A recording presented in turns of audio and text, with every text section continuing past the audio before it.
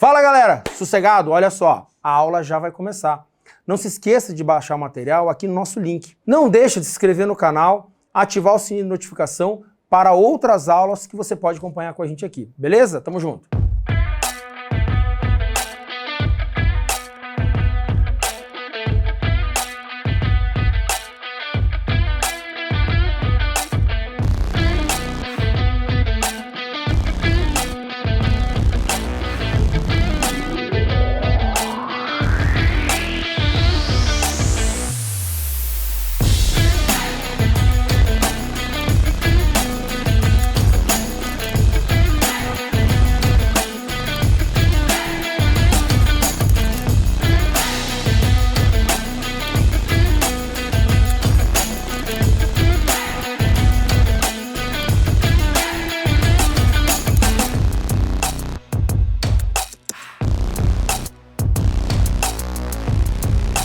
Olá, tudo bem?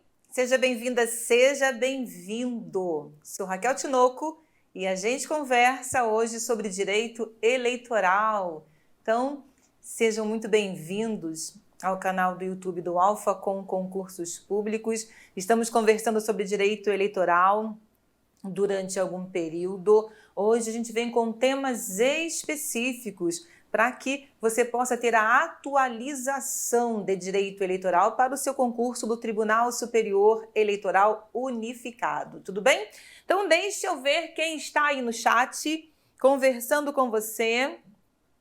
Olá, Maria. Começando agora, Maria, nesse momento. Oi, Kelly. Boa tarde. Oi, Tiara. Oi, Neuci. Sejam todos muito bem-vindos, sejam todas muito bem-vindas, certo? A gente conversa sobre o direito eleitoral e essa nossa conversa tem um formato diferente. Como assim? Eu vou falar com você durante um bloco, durante esse período eu não posso interagir, mas ao final de cada bloco eu venho conversar com você, eu venho bater um papo com você para tirar as suas dúvidas do chat. Então vai deixando aí suas dúvidas no chat que ao término do bloco eu venho conversar com você. Então a gente quer saber de onde você vem. Oi, Amanda, seja bem-vinda. Oi, Gisele, de onde você vem? Qual é o TRE que você vai escolher? Boa tarde, Jaciara. Boa tarde, Márcia. Tudo bem? De qual é o TRE que você pretende escolher nesse concurso público que é tão aguardado. Eu imagino que você esteja estudando com antecedência. Oi, Tiara, Rio de Janeiro. Então, um abraço para o Rio de Janeiro. Oi, Ana Castanheira, tudo bem? Boa tarde. Então, vamos lá. Coloque no chat de onde você vem, qual é o TRE que você vai escolher. Há quanto tempo você está estudando? Se você gosta de direito eleitoral, espero que sim. Neuci, da Bahia. Então, ó, um abraço para a Bahia. Rio de Janeiro, Gisele. Então, que bom que você está aqui. Isso indica que você está estudando sim com antecedência. Se você está aqui, é porque você já está estudando, é porque você já está se adiantando. Distrito Federal, rezando para ter no TRE daqui. Poxa, Amanda, eu também estou torcendo para que o Distrito Federal seja contemplado, que ele possa manifestar a sua adesão. Nós tivemos notícia de que ele iria aderir, mas na última informação da própria direção, da própria organização do concurso público, nós vimos que apenas 25 TREs estavam na adesão, além do TSE. Então, 2 TREs estão aí ainda em dúvida se vem ou não, mas eu estou torcendo que todos venham. Os 27 tribunais regionais eleitorais, Goiânia presente, bem-vindo, um abraço para Goiânia. Opa, Roberta, São Paulo, Litoral, Peruíbe, legal, eu conheço, é bacana lá, é muito lindo. Então, um abraço para São Paulo, Rio de Janeiro também. Ainda não começou a estudar? Será que ainda dá tempo? Poxa, Gisele, eu acho que dá, dependendo da sua disciplina e do tempo que você tem para estudar. Principalmente se você tem bagagem anterior. Se você já vem realizando o concurso público, você consegue.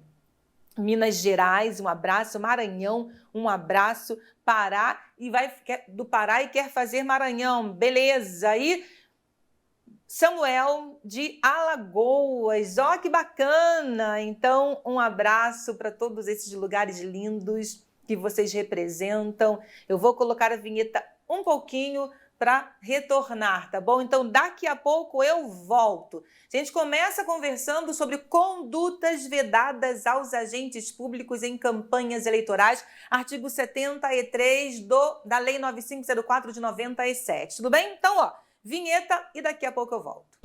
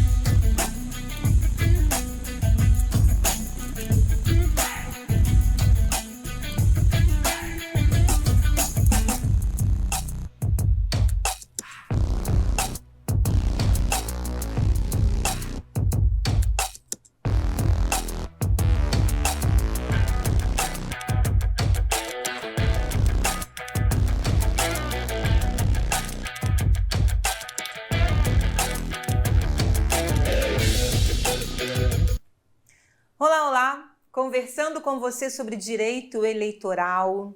Hoje, nesse bloco, a gente conversa sobre condutas vedadas aos agentes públicos em campanhas eleitorais. Estamos falando dos artigos 73 ao 78 da Lei 9504 de 1997, a Lei das Eleições, Lei 9.504 de 1997, Lei das Eleições. Por que essa vedação? Qual é o objetivo? Garantir a igualdade, a isonomia no pleito. Várias dessas condutas podem acarretar o desequilíbrio na disputa eleitoral, por isso as vedações. E esses são artigos onde você tem muitos detalhes, então é preciso que você preste atenção nas regras e nas exceções. É um artigo que tem um inciso discutidíssimo, não é? Sempre que nós estamos em ano eleitoral, há uma discussão acalorada sobre esses artigos e essas condutas. Dúvidas sobre, por exemplo, é possível realizar concurso público em ano eleitoral? A Lei 9504 responde. Então, a fim de garantir a isonomia, a igualdade no processo eleitoral, dentro desse período, em várias ocasiões, eu tenho condutas que são vedadas. Então, dentro do processo eleitoral, em em vários períodos, a lei veda determinadas condutas praticadas por agentes públicos, seja esse agente público servidor ou não, condutas essas, repito, que podem interferir na igualdade, ou seja, no equilíbrio do processo eleitoral, na isonomia da disputa, porque o direito eleitoral ele preza por isso, que todos os candidatos venham com igualdade de condições para a disputa. Então, por exemplo, há aquele candidato que detém um cargo público e às vezes ele exerce um mandato eletivo e está com a máquina administrativa como os chefes do Poder Executivo. Então, se essas condutas não forem vedadas, ele já sai em vantagem em relação àqueles candidatos que não ocupam nenhum cargo público, que estão ali disputando apenas o pleito eleitoral sem ocupar uma função, um emprego, um cargo público, seja na condição de servidor ou aquele que presta temporariamente serviço público. Tudo bem? Então, preste atenção, porque esses são artigos que as bancas gostam de explorar, onde você tem muitos detalhes. O que é que eu fiz? Eu dividi o processo eleitoral em períodos para que a gente fale de cada uma dessas condutas dentro desses respectivos períodos. Então, já compartilho com você a tela. Condutas vedadas aos agentes públicos em campanhas eleitorais. Artigo 73 ao 78 da Lei 9.504 de 1997. Veja, esses agentes públicos podem ser servidores públicos ou não. Esses agentes públicos podem estar na disputa eleitoral. Eles podem ser candidatos ou não. Então, para que a conduta seja configurada, basta que ele seja um agente público. Para que a conduta seja configurada, eu não preciso aqui da prova da potencialidade lesiva. O que isso quer dizer? Não me interessa o dano que aquela conduta pode acarretar, se é um dano maior ou um dano menor, ou seja, o potencial do dano que aquela conduta pode acarretar. Não, eu não preciso dessa comprovação. Basta que a conduta seja praticada. Basta meramente a prática da conduta para que o ilícito esteja configurado. Você entendeu? Então, vamos lá. Quais são os períodos que eu separei aqui? Durante o ano eleitoral. Então, durante o ano eleitoral, quais são as vedações? Durante a campanha eleitoral, quais são as vedações? No primeiro semestre do ano da eleição, quais são as vedações? 180 dias antes do pleito até a posse dos eleitos, quais são as vedações? Nos 3 meses que antecedem o pleito, então preste atenção porque eu tenho 2 períodos de 3 meses. Nos 3 meses que antecedem o pleito ou nos 3 meses que antecedem o pleito até a posse dos eleitos, entendeu? Nos 3 meses que antecedem o pleito ou nos 3 meses que antecedem o pleito até a posse dos eleitos. Esses são os períodos configurados aqui nos artigos 73 ao 78. Agora a gente vai analisar cada uma dessas condutas dentro de cada um desses períodos. A tipificação dessas condutas independe do marco previsto para o registro de candidaturas. O que você quer dizer com isso, professora Raquel Tinoco? Que essas condutas podem ser praticadas mesmo antes do período relacionado ao registro de candidaturas, tá? Que vai o período que começa logo após a realização da convenção partidária e que segue até as 19 horas do dia 15 de agosto do ano eleitoral. Então, mesmo que essa conduta tenha sido praticada antes desse período, ela pode ser considerada, assim, uma conduta lesiva, uma conduta capaz de desequilibrar o pleito. Então, atenção! Agente público, seja ele servidor ou não, ele pode ser candidato ou não. O marco temporal relacionado ao registro não impede a tipificação da conduta. Eu não preciso aqui de prova de potencialidade do dano. Vamos lá? Agora vamos aos artigos conferir o que é que eles falam. Acórdão do TSE, vamos à jurisprudência primeiro. As condutas deste artigo se configuram com a mera prática dos atos, os quais, por presunção legal, são tendentes a afetar, olha aqui, ó, a isonomia, a igualdade entre os candidatos, sendo desnecessário comprovar a potencialidade lesiva, certo?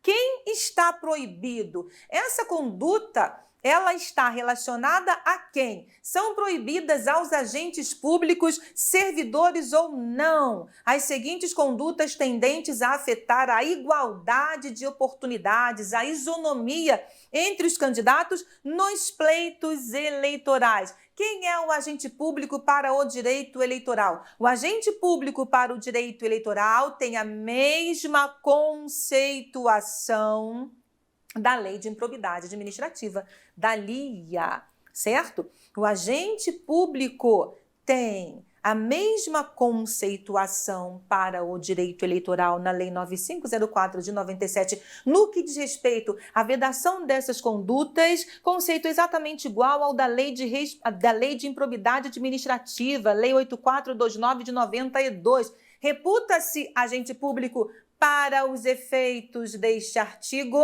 quem exerce, ainda que transitoriamente ou sem remuneração, por eleição, nomeação, designação, contratação ou qualquer outra forma de investidura ou vínculo, mandato, cargo, emprego ou função nos órgãos ou entidades da administração pública direta, indireta ou fundacional, entendeu? Mesmo conceito amplo aqui de agente público. Então você decorou lá, já sabe que é o mesmo conceito estabelecido para aquele agente que pode praticar uma dessas condutas e causar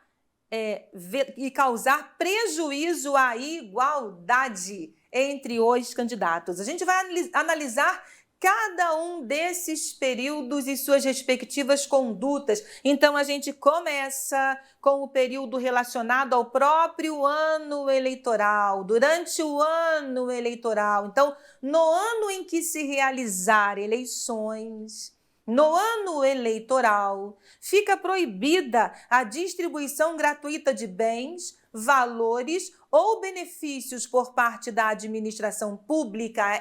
Isso aqui é a regra. Por isso que eu falei para você que esse é um grupo de artigos com muitos detalhes.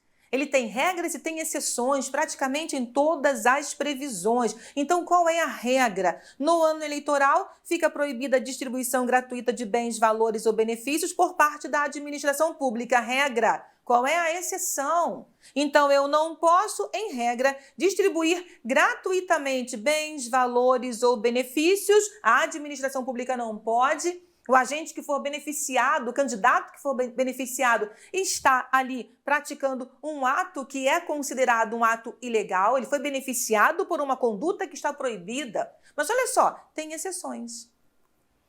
Exceto nos casos de calamidade pública, estado de emergência ou programas sociais. Qualquer programa social? Claro que não. Programa social que esteja autorizado em lei. Atenção! Mesmo que o programa social esteja dentro da previsão orçamentária, se não houver uma lei regulamentando, autorizando que esse programa seja executado, ele não estará na exceção. Entendeu? Ele só estará na exceção se estiver autorizado por lei. Mas não basta, hein? Programas sociais autorizados em lei, programas sociais autorizados em lei, já em execução orçamentária, viu? Então, mesmo que ele já esteja previsto no orçamento, exercício anterior. Então, ele está previsto em orçamento, execução orçamentária no exercício anterior, então ele já está em execução, certo? E aí, o Ministério Público poderá promover o acompanhamento de sua execução financeira e administrativa. Então, não basta ser um programa social. Ele tem que estar autorizado por lei e já em execução orçamentária no exercício anterior. Parágrafo 11 do artigo 73, no ano eleitoral ou nos anos eleitorais, os programas sociais relacionados ao parágrafo 10, ou seja, os programas sociais autorizados em lei já em execução orçamentária no exercício anterior, não poderão. Tem umas coisas assim, e eu paro aqui para fazer essa observação, tem umas coisas assim que nem precisariam estar previstas em lei. Esses programas sociais, ainda que autorizados por lei, já executados ou já em execução orçamentária no exercício anterior, não poderão ser executados por entidade nominalmente vinculada a candidato ou mantida pelo candidato. Isso aqui nem precisava estar, fala sério, né? Isso aqui nem precisava estar em lei. Ora, está na cara que mesmo que autorizado por lei, mesmo que já em execução orçamentária no exercício anterior, uma empresa, uma entidade vinculada a candidato ou mantida pelo candidato estará proibida de executar. Por quê? Porque isso pode trazer vantagem a esse candidato. Então, atenção, tenho regra, não pode, o que é que pode? Calamidade pública, estado de emergência, programa social autorizado por lei, já em execução orçamentária no exercício anterior. Esse programa social não pode ser executado por entidade nominalmente vinculada a candidato ou mantida por esse candidato. Vamos à jurisprudência do TSE. A responsabilização pela prática das condutas descritas neste parágrafo dispensa, prescinde. Quem é que gosta dessa palavrinha? Sebraspe. Sebraspe ama essa palavrinha. Dispensa, prescinde da condição de candidato, viu? Não precisa ser candidato, basta que ele seja um agente público. Porque a lei ela está falando das vedações ao agente público. Programas sociais não autorizados por lei, ainda que previstos em lei orçamentária, não atendem à ressalva deste artigo. Não estão dentro da ressalva, a proibição é a mesma. Seguindo, durante a campanha, o que é proibido durante a campanha eleitoral? São proibidas aos agentes públicos, servidores ou não, as seguintes condutas tendentes a afetar a igualdade de oportunidades entre candidatos nos pleitos eleitorais: ceder ou usar, em benefício de candidato, partido político ou coligação, bens móveis ou imóveis pertencentes à administração direta ou indireta da União, dos Estados, do Distrito Federal, dos territórios e dos municípios, ressalvada a realização de convenção partidária. É lógico, por quê? Porque o artigo 8º, parágrafo 3º da mesma lei, artigo 8º, parágrafo 3º da Lei das Eleições autoriza que partidos políticos utilizem gratuitamente prédios públicos para a realização das suas convenções partidárias, desde que eles se responsabilizem pelos danos causados na realização do evento. Então, é a exceção. É a exceção. Primeira exceção. Na realidade, é a primeira exceção. Então, a primeira exceção diz respeito às convenções partidárias. É proibido durante a campanha ceder ou usar em benefício de candidato, em benefício de partido político, em benefício de coligação. Ceder ou utilizar o quê, professora? Bens móveis ou imóveis que pertençam à administração direta ou indireta de qualquer das esferas de poder, certo? Exceção, primeira exceção, convenção partidária, mas eu também tenho outras exceções. Vamos lá. A vedação do inciso 1º do caput não se aplica, A vedação do inciso 1º do caput não se aplica ao uso em campanha de transporte oficial pelo presidente da República, obedecido o disposto no artigo 76, ressarcimento de despesas. O artigo 76 vai falar da necessidade do ressarcimento de despesas pelo partido político ou coligação a que está vinculado esse presidente da República aí. Então, veja, a vedação, o ceder ou usar em benefício próprio, móveis, bens móveis, Então vamos, a vedação não se aplica em campanha em relação ao transporte oficial do presidente da República, desde que haja ressarcimento de despesas, nem ao uso em campanha pelos candidatos à reeleição de presidente, vice-presidente, governador, vice-governador, prefeito, vice-prefeito, suas residências oficiais para a realização de contatos, encontros e reuniões pertinentes à própria campanha, desde que não tenha caráter de ato público. Ele não pode fazer um comício, por exemplo, na sua residência. Então, o que é que eles podem usar mesmo em presidente da República bem móvel? Pode usar o quê? Transporte oficial. Atenção, são duas coisas aqui diferentes.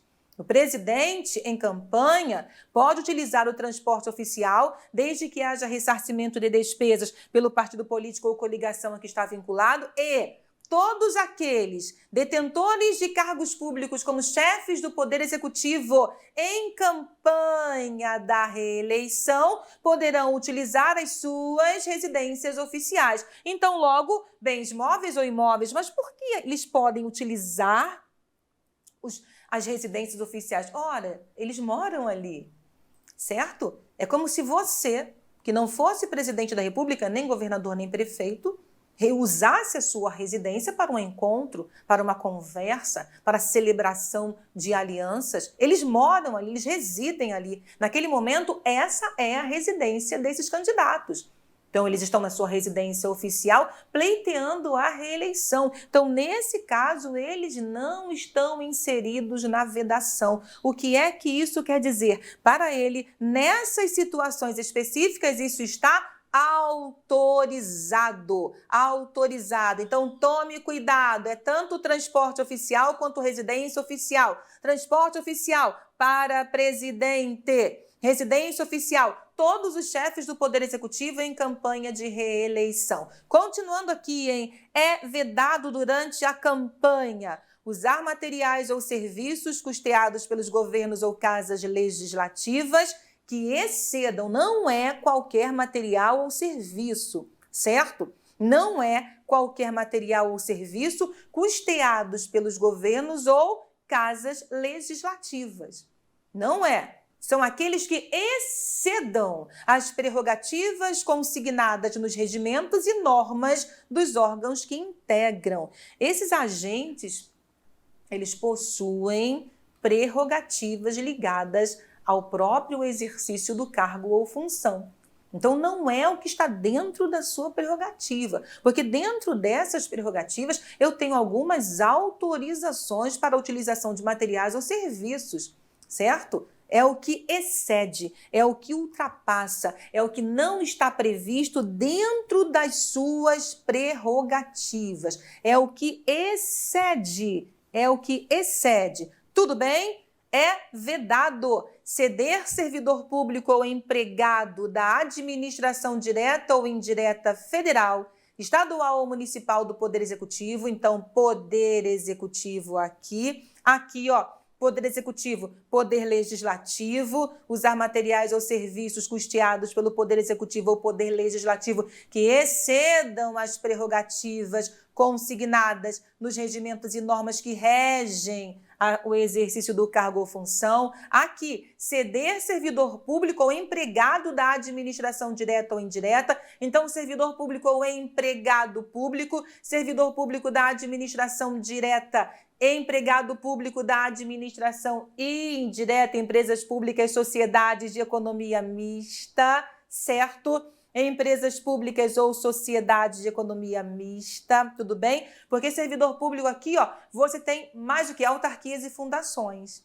Então, ceder servidor público ou empregado da administração direta ou indireta federal, estadual ou municipal do Poder Executivo, ceder ou usar de seus serviços para quê? Para comitês de campanha eleitoral de candidato, partido político, coligação. Em que momento? Durante o horário de expediente normal. Entendeu? Isso acontece? Ou se acontece, servidores públicos são servidores públicos que estão ali e que devem exercer o seu conjunto de atribuições, dentre as quais não está inserida aqui o auxílio em comitês partidários, em comitês de campanha, muitas vezes são pressionados a estarem ali, ao invés de estarem em seus ambientes originários de prestação de serviço, estão nesses comitês porque são pressionados, às vezes até coagidos, ameaçados. Então, por isso as vedações. Ora, o pessoal sabe, né? O que é que essas pessoas que têm nas mãos a máquina administrativa ou exercem cargos ou funções públicas ou não, ainda que temporariamente, são servidores ou não, então estão ali exercendo uma função ainda que temporária, podem fazer quando estão dentro da própria administração. Então, para evitar, eu tenho aqui a vedação, certo? Eu tenho as sanções, mais adiante você vai ver quais são as sanções aplicáveis aos casos aqui previstos, mas tem exceção.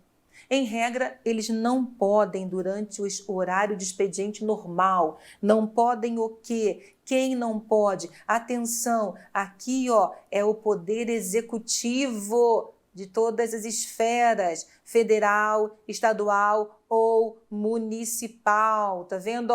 Poder executivo de qualquer uma das esferas não pode o quê? Ceder, não pode o quê? Usar os seus serviços para quê?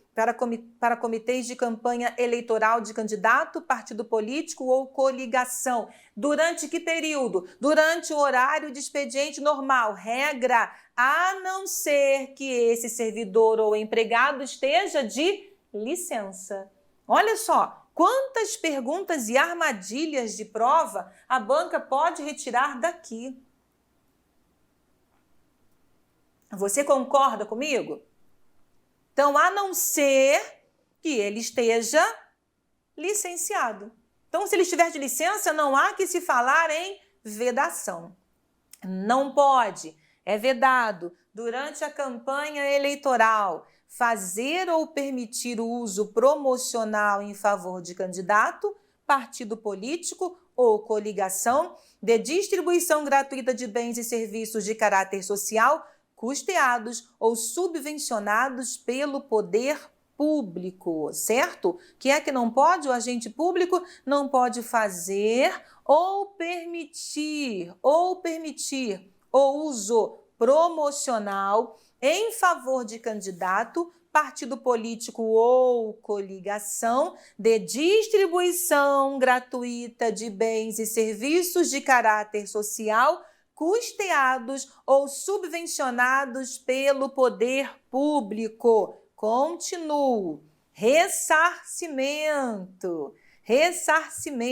Vamos lá. Viu? Lembra? A gente falou sobre isso.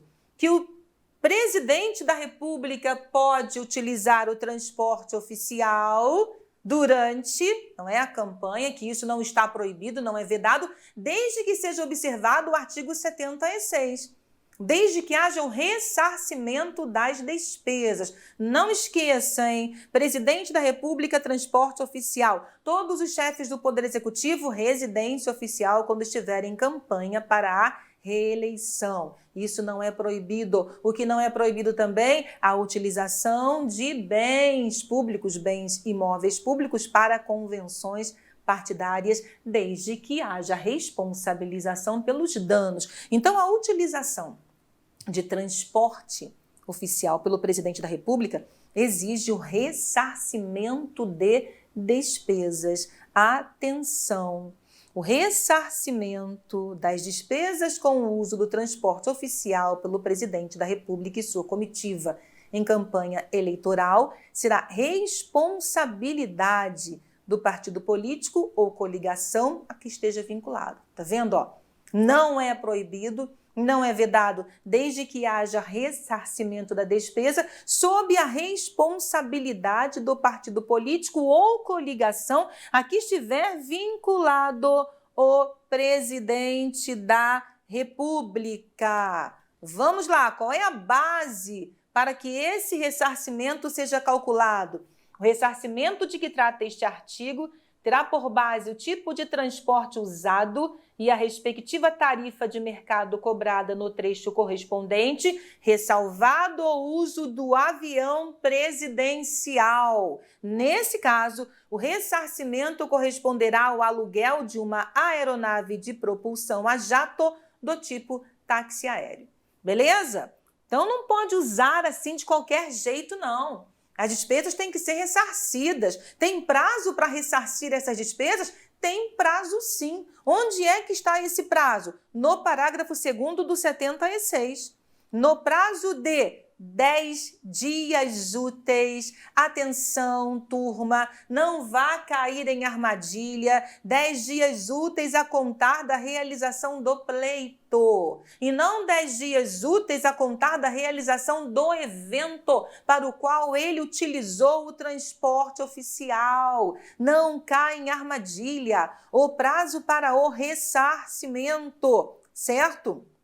É de até 10 dias úteis da realização do pleito. Atenção, ó, no prazo de 10 dias úteis da realização do pleito, em primeiro turno ou em segundo turno, se houver, o órgão competente de controle interno procederá ex officio, de ofício, à cobrança dos valores devidos nos termos dos parágrafos anteriores, aqui do parágrafo 1º, sob a responsabilidade de partido ou coligação. E aí? E se esse ressarcimento não for feito dentro desse prazo? Então, vamos lá.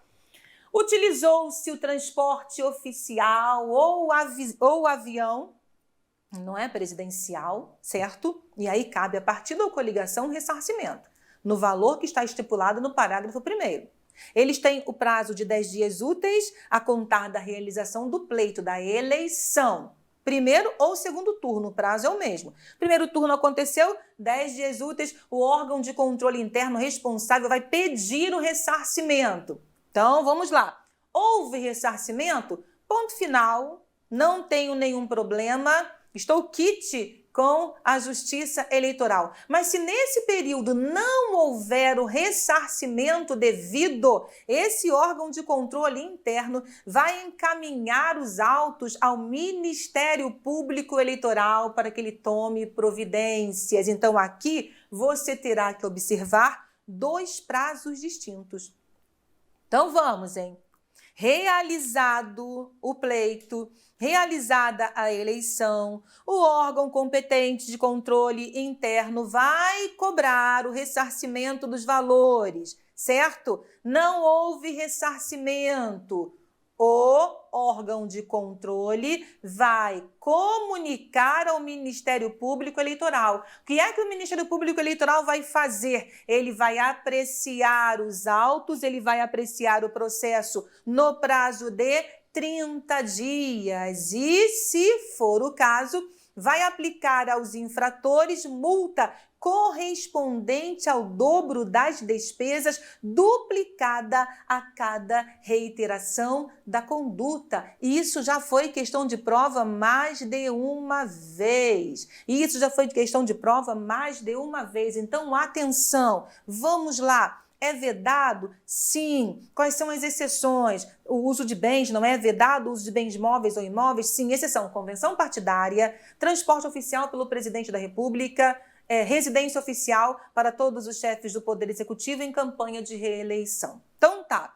Presidente da República usou o transporte oficial, precisa ressarcir as despesas. Quem é o responsável? Partidos políticos ou coligação a que esteja vinculado. Qual é o prazo? 10 dias úteis a contar da realização do pleito. Não fez o ressarcimento nesse prazo. Comunicação ao Ministério Público Eleitoral, que aprecia o processo e pode aplicar a multa correspondente ao dobro das despesas, duplicada a cada reiteração da conduta, certo? Tudo bem até aí? Sem problema? Então vamos seguir. Condutas vedadas no primeiro semestre do ano eleitoral, e aqui você tem novidade. Conduta vedada no primeiro semestre do ano eleitoral, e aqui você tem novidade. Lei 14.356 de 2022, que alterou a forma de cálculo. Que forma de cálculo? Vamos lá. São proibidas aos agentes públicos, servidores ou não, as seguintes condutas tendentes a afetar a igualdade de oportunidades entre candidatos nos pleitos eleitorais: empenhar, no primeiro semestre do ano da eleição, despesas com publicidade. Estamos falando da média de gastos com publicidade institucional, propaganda institucional, média de gastos com publicidade institucional, empenhar no primeiro semestre do ano da eleição. Então, todas as vezes que você for estudar o artigo 73, você tem que decorar o período e a conduta vedada nesse período. Empenhar no primeiro semestre do ano da eleição, despesas com publicidade dos órgãos públicos federais, estaduais ou municipais, ou das respectivas entidades da administração indireta que excedam, superiores a 6 vezes a média mensal dos valores empenhados e não cancelados nos 3 últimos anos que antecedem o pleito.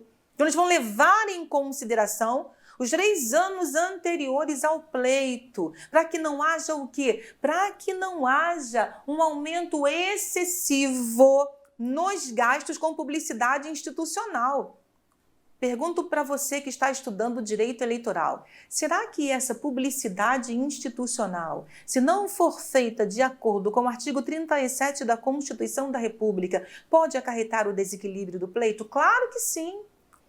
Ele vai fazer uma publicidade institucional que não tenha caráter educativo, que não tenha caráter informativo, que não tenha caráter de orientação social, para se beneficiar, falando dos feitos do governo, certo? Então, isso aqui é uma média de gastos, para que não haja um gasto excessivo com essa publicidade institucional durante esse período que é o primeiro semestre do ano eleitoral. Então, novidade, esse cálculo foi alterado. Então, vamos lá, é proibido empenhar no primeiro semestre do ano da eleição despesas com publicidade dos órgãos públicos federais, estaduais ou municipais, ou das respectivas entidades da administração indireta que ultrapassem em cuidado até 6 vezes é uma coisa, mas que excedam, que ultrapassem a 6 vezes a média mensal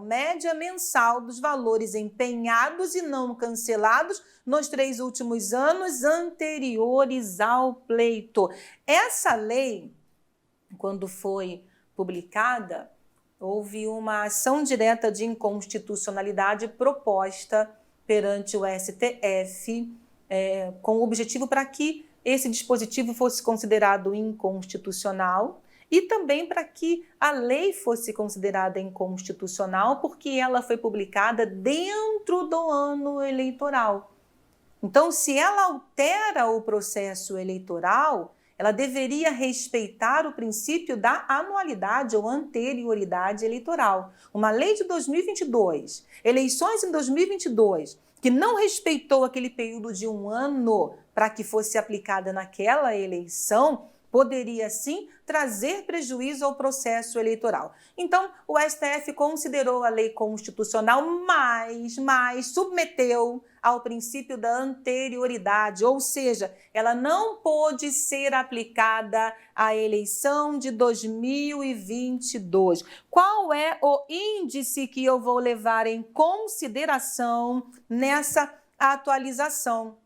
O artigo 73, parágrafo 14, vai dizer. Mas vamos lá. Vamos aqui, fazer algumas análises, certo? Primeiro, empenhar no primeiro semestre do ano da eleição despesas com publicidade dos órgãos públicos federais, estaduais ou municipais. Então, essas despesas, elas estão fundamentadas, a propaganda institucional está fundamentada no artigo 37, parágrafo 1º. Mas o TSE vai explicar para você o que é despesa com publicidade.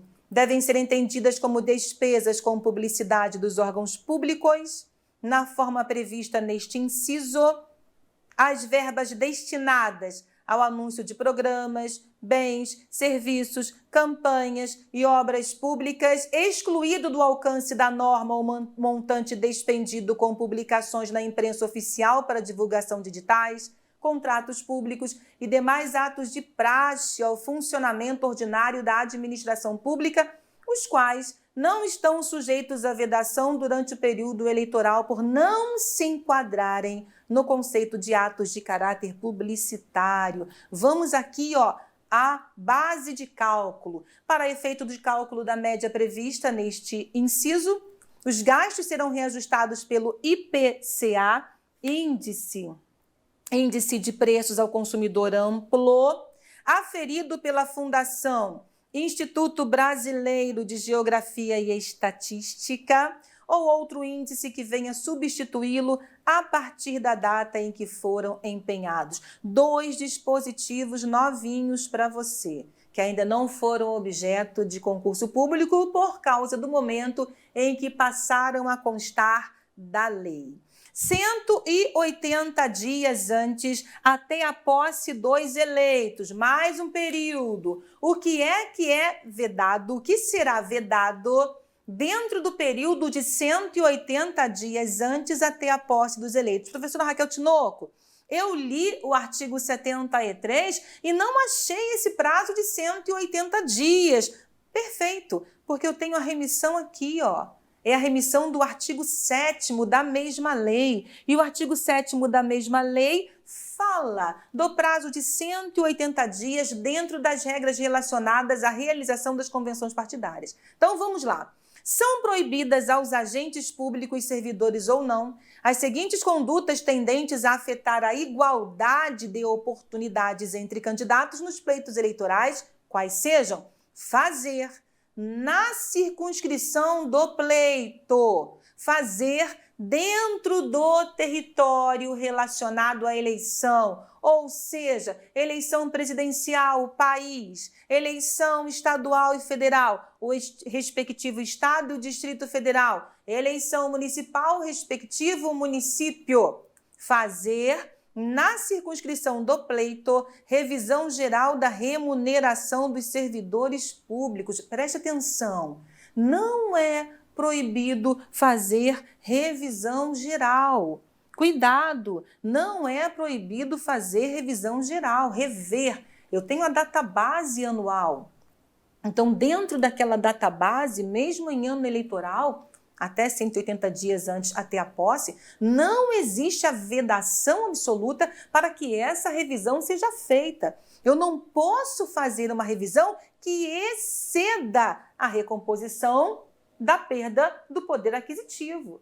Você entendeu? Eu posso sim fazer a revisão, isso é constitucional, isso é legal, eu tenho que repor sim a perda do poder aquisitivo daqueles servidores, mas eu não posso fazer a revisão que exceda.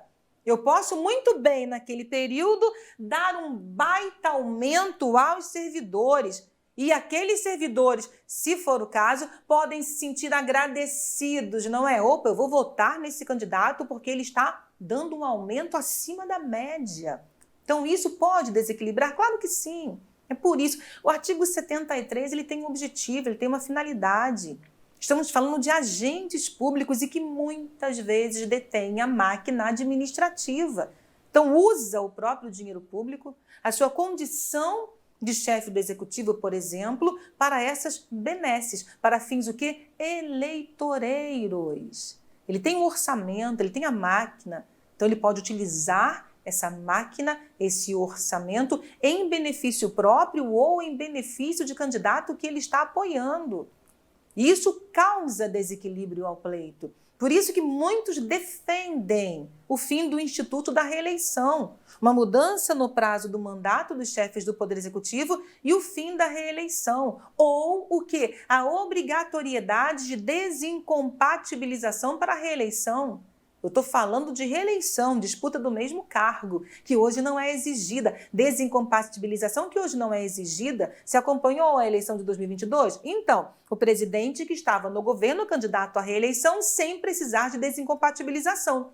E desde o momento em que o Instituto da Reeleição voltou a figurar no texto constitucional, isso é autorizado, não apenas para o último mandatário, mas para todos aqueles que vieram após a alteração. Eles podem concorrer à reeleição sem desincompatibilização, sem se afastarem dos respectivos cargos. Então, a lei precisa trazer os limites adequados para que não se utilizem dessa autorização, dessa permissão para uma conduta que possa trazer proveito pessoal.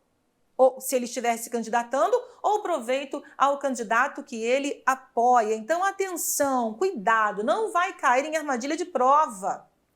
Não é vedada a revisão geral. Não é vedada a revisão geral que ultrapasse a recomposição da perda do poder aquisitivo ao longo do ano da eleição, a partir do início do prazo estabelecido no artigo 7º desta lei, até a posse dos eleitos. Então, para você não ir ao artigo 7º, eu já facilitei a sua vida. Já coloquei aqui no título. Esse artigo 7º fala de 180 dias. E se você quiser uma confirmação, tem aqui a Resolução 22.252 de 2006, que trata do período. A interpretação literal, sistemática e teleológica das normas de regência conduz à conclusão de que a vedação legal apanha o período de 180 dias que antecede as eleições até a posse dos eleitores. Mais um período nos 3 meses que antecedem ao pleito até a data do pleito. Porque você tem nos 3 meses que antecedem ao pleito, nos 3 meses que antecedem ao pleito até a posse dos eleitos. Aqui não. Aqui é nos 3 meses que antecedem ao pleito até a data do pleito. São proibidas as seguintes condutas nos 3 meses que antecedem o pleito: realizar transferência voluntária de recursos da União aos estados e municípios. Então, da União, repasses da União aos estados e municípios, repasse dos estados aos municípios, sob pena de nulidade de pleno direito, olha a exceção, ressalvados os recursos destinados a cumprir obrigação formal. Obrigação formal que já existia. Olha aí. Então, não é qualquer obrigação formal, é obrigação formal pré-existente. Repasses da União aos estados e municípios, transferência, voluntária. Por quê? Porque há repasses compulsórios que já estão autorizados no texto constitucional e legal. Esses repasses compulsórios têm que ser feitos, senão o estado e o município não funcionam, não conseguem cumprir seus compromissos. Agora, aqui está falando de transferência voluntária. Repasses voluntários da União aos estados e municípios, repasses dos estados aos municípios, sob pena de nulidade de pleno direito. Agora, quando é que esses repasses podem acontecer, ainda que voluntários? Recursos destinados a cumprir obrigação formal pré-existente para a execução de obra ou serviço em andamento e com cronograma pré-fixado, e os destinados a atender situações de emergência e de calamidade pública, certo? Então, recursos destinados a cumprir obrigação formal pré-existente, para quê? Execução de obra ou serviço em andamento com cronograma já fixado, pré-fixado, e também os destinados a atender situações de emergência e de calamidade pública. Essa restrição não podia ser absoluta, certo? Estados e municípios precisam, muitas vezes, em situações extraordinárias, excepcionais, desses repasses. E nós temos um exemplo claríssimo de tudo isso, que você pode levar para a prova, para você lembrar. Covid-19.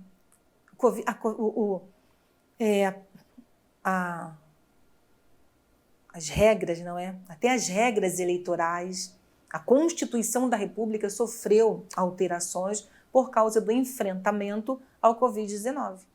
Então, um exemplo, estados e municípios precisavam desses recursos para enfrentar uma situação emergencial de calamidade pública, eleições de 2020, certo? Então, nesse caso, eu tenho a exceção. Tudo bem? Eu tenho a exceção para que esses repasses possam ser feitos. Vamos lá, seguindo aqui, hein? Eu estou falando dos 3 meses anteriores à eleição. Com exceção da propaganda de produtos e serviços que tenham concorrência no mercado. O que é isso? Produtos e serviços que o poder público comercializa, que precisa comercializar para que ele possa ter a sua balança econômica, entendeu? Mantida. Então, ó, com exceção. Então, eu começo com a primeira exceção, hein? Estou falando aqui de propaganda institucional.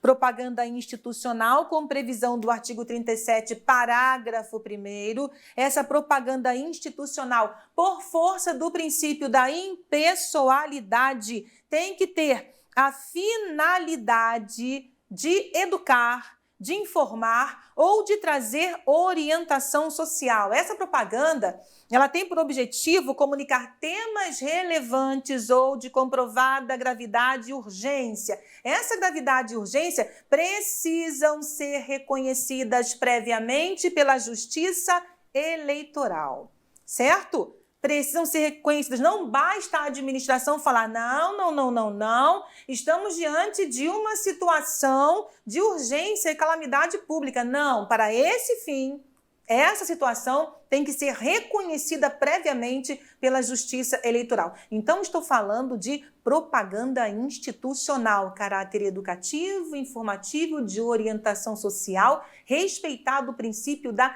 impessoalidade. Certo? São as campanhas que os governos fazem para a orientação da população e uma das exceções, de novo, foi o enfrentamento ao Covid-19. Então, vamos lá.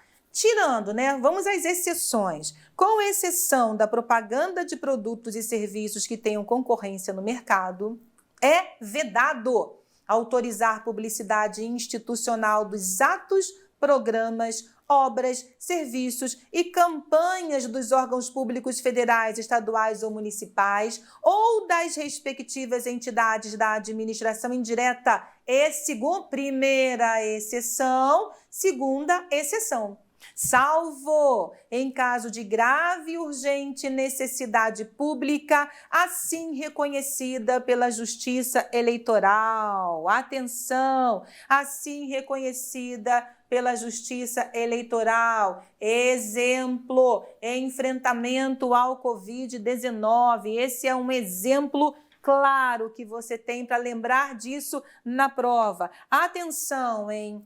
Para o Tribunal Superior Eleitoral, essa conduta, ou seja, essa propaganda institucional nesse período é vedada, nos 3 meses que antecedem ao pleito, tenha ela caráter eleitoreiro ou caráter informativo, educacional ou de orientação. Entendeu?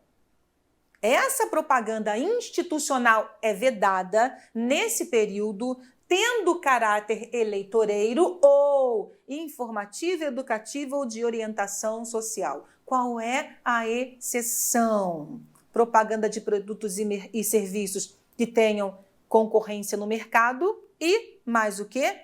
Caráter urgente, necessidade pública, certo? Caso grave e urgente, de necessidade pública, assim reconhecida pela Justiça Eleitoral. Então, não esqueça, mesmo que tenha caráter educativo, mesmo que tenha caráter informativo, mesmo que tenha caráter de orientação social, nesse período ela é vedada, a não ser que diga respeito a caso grave e urgente e de urgente necessidade pública, reconhecidos previamente pela Justiça Eleitoral ou produtos de serviços que tenham concorrência no mercado.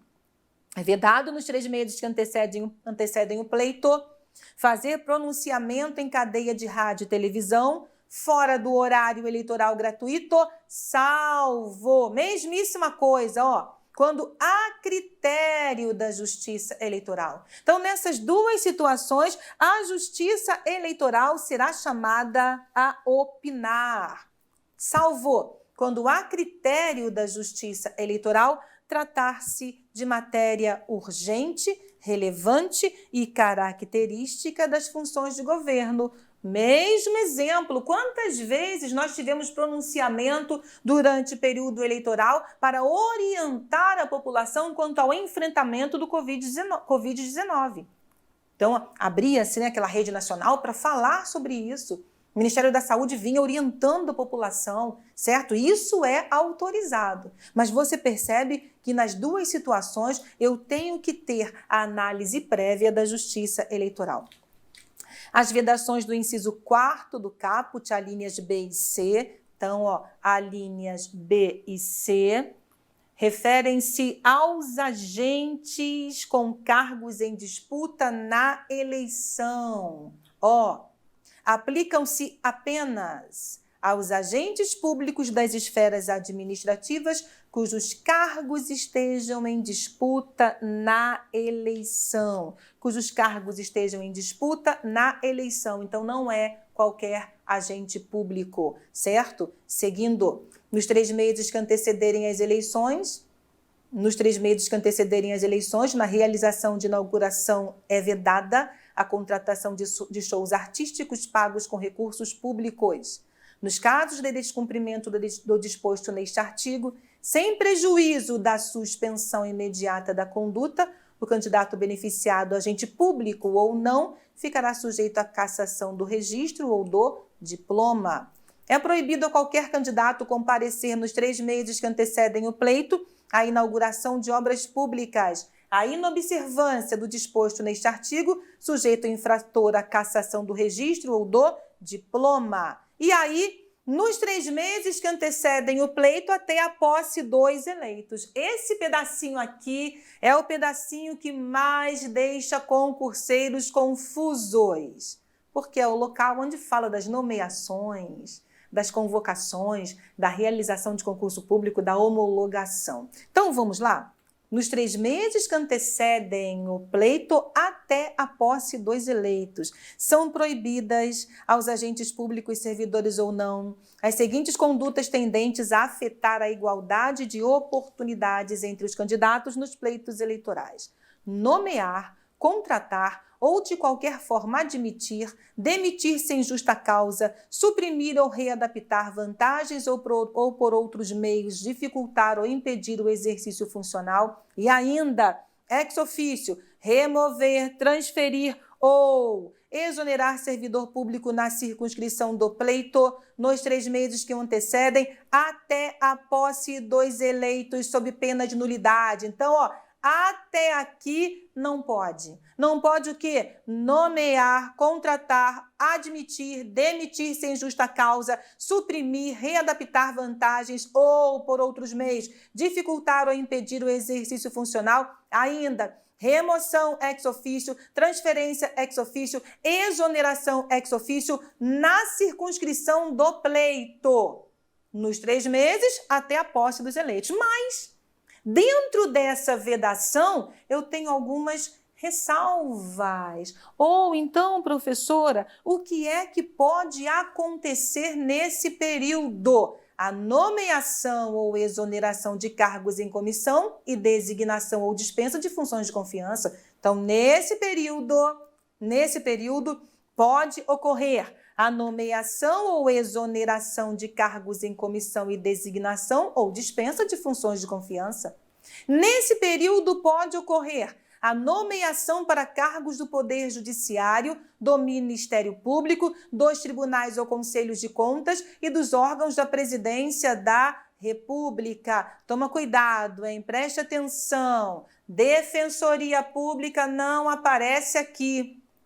Nomeação para cargos do Poder Judiciário, do Ministério Público, dos tribunais ou conselhos de contas e dos órgãos da Presidência da República. Nomeação dos aprovados em concursos públicos. Atenção! Atenção! Então, isso quer dizer que eu posso realizar concurso público. Isso quer dizer que eu posso até nomear aprovados, desde que o concurso tenha sido homologado até o início do prazo de 3 meses antes do pleito. Entendeu? Nunca mais você vai errar isso aqui. Todas as vezes que alguém quiser confundir você, você vai responder: não, não é bem assim. Então, nomeação dos aprovados em concurso públicos homologados até o início daquele prazo. A nomeação ou contratação necessária à instalação ou ao funcionamento inadiável de serviços públicos essenciais com prévia e expressa autorização do chefe do Poder Executivo. Transferência ou remoção ex officio de militares, policiais civis e de agentes penitenciários. Tá vendo? Isso é autorizado. Olha o TSE explicando, a realização de concurso público não é proibida. Olha o TSE explicando, a Defensoria Pública não está compreendida nesta reserva legal. Serviço público essencial é interpretado de maneira restritiva. O que é que eu vou englobar aqui como serviço público essencial? Apenas aqueles relacionados à sobrevivência, saúde ou segurança da população. O que não é considerado serviço público essencial nesse caso? Os relacionados à educação e à assistência social. Agora, vamos lá às sanções aplicáveis no caso de descumprimento. O descumprimento do disposto neste artigo acarretará a suspensão imediata da conduta vedada quando for o caso e sujeitará os responsáveis a multa no valor de 5 a 100 mil unidades fiscais de referência.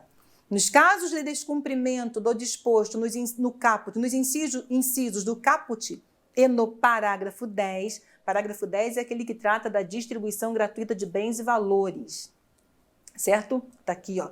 Valores ou benefícios, sem prejuízo do disposto no parágrafo 4º. Então, além da suspensão imediata da conduta, além da multa no valor de 5 a 100 mil UFIRs, o candidato beneficiado, seja ele agente público ou não, ficará sujeito à cassação do registro ou do diploma. A aplicação das sanções combinadas no artigo 73, parágrafos 4º e 5º, que a gente acabou de ver, dar-se-á sem prejuízo de outras de caráter constitucional, administrativo ou disciplinar fixadas pelas demais legislações vigentes. Ou seja, ele é regido pela Lei 8.112, ele é um servidor público federal. Então, além das sanções previstas na Lei 9504 de 97, ele ainda terá as sanções previstas na Lei de Regência. As multas de que trata este artigo serão duplicadas a cada reincidência. As condutas enumeradas no caput caracterizam ainda atos de improbidade administrativa. Nós só temos um problema aqui. O inciso 1º foi revogado. O inciso 1º da LIA foi revogado, certo? Pela Lei 14.230 de 2021. Mas as disposições legais do artigo 12, inciso 3º, trazem a possibilidade de multa civil de até 24 vezes do valor da remuneração, proibição de contrato com a administração pública, recebimento de incentivos fiscais por 4 anos. Então, além de tudo o que se prevê aqui, essas condutas ainda podem atrair a lei de improbidade administrativa. Por quê? Porque configuram improbidade. Aplicam-se as sanções do parágrafo 4º, suspensão, multa aos agentes públicos responsáveis pelas condutas vedadas e aos partidos, coligações e candidatos que delas se beneficiarem. Na distribuição dos recursos do fundo partidário, oriundos da aplicação do disposto no parágrafo 4º, deverão ser excluídos os partidos beneficiados pelos atos que originaram as multas. Ou seja, partido político que está envolvido aqui nessa conduta vedada, certo, por seus candidatos, também tem a exclusão dos repasses do fundo partidário.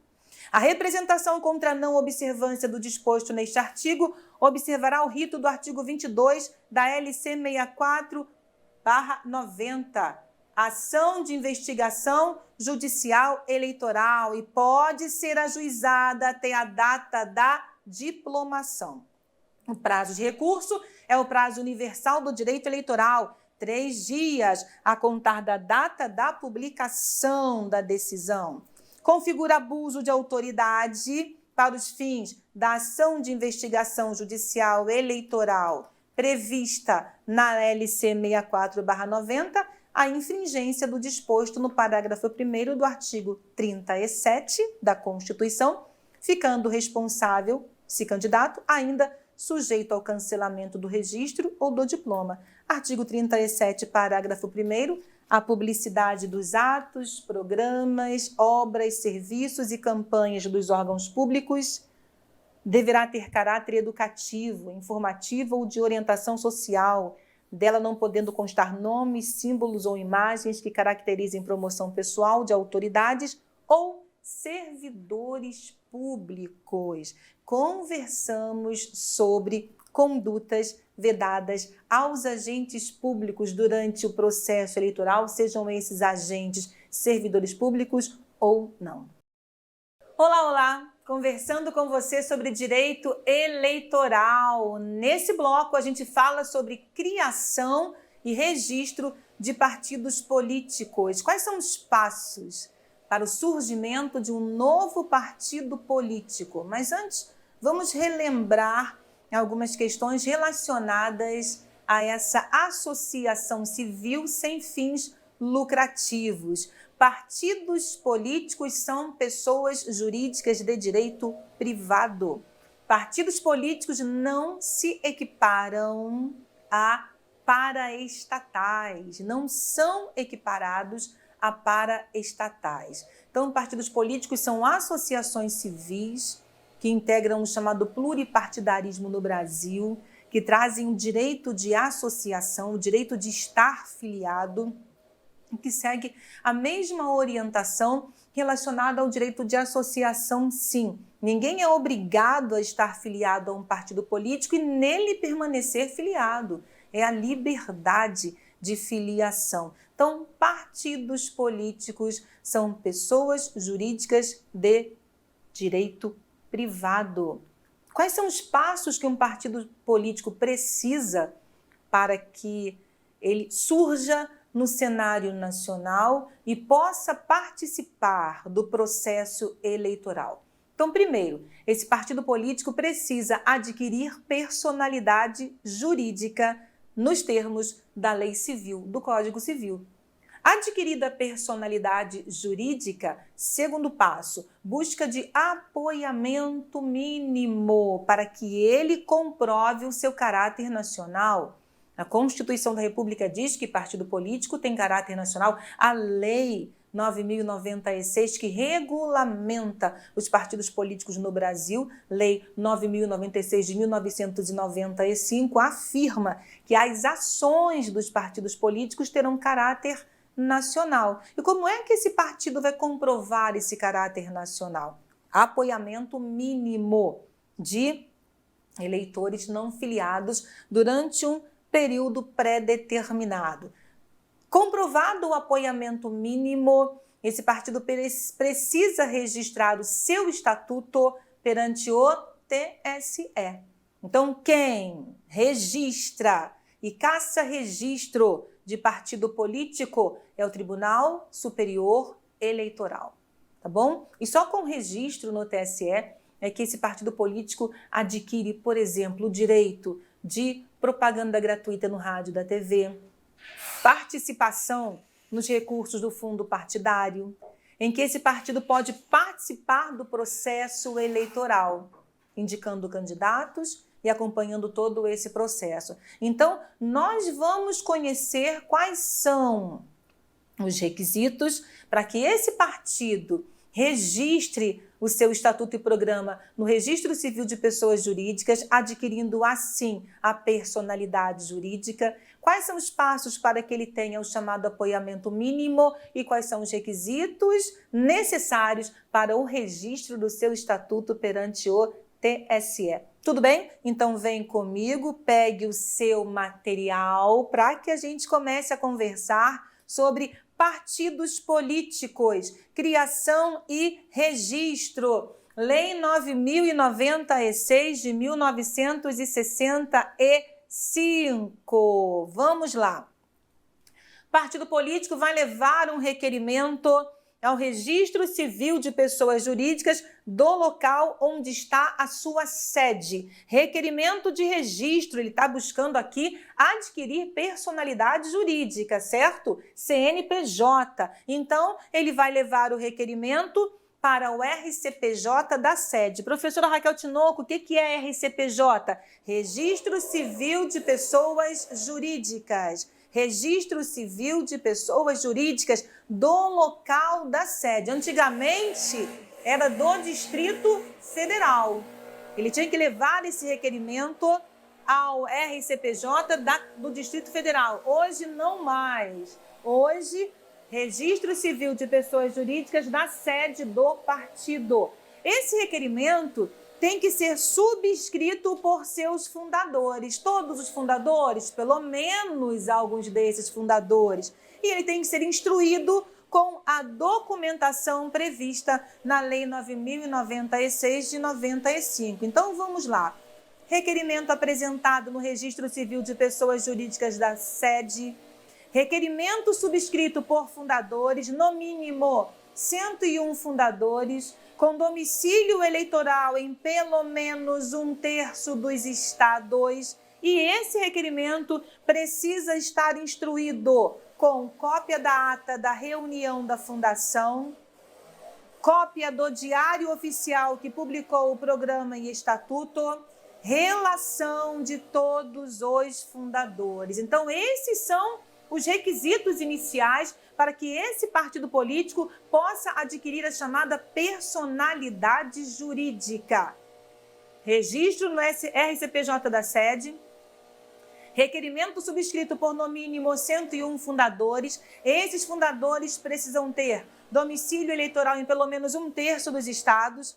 Esse requerimento precisa estar acompanhado de cópia da ata da reunião de fundação, exemplar do diário oficial que publicou o programa e o estatuto e relação de todos os seus fundadores. Vamos conferir no texto da lei.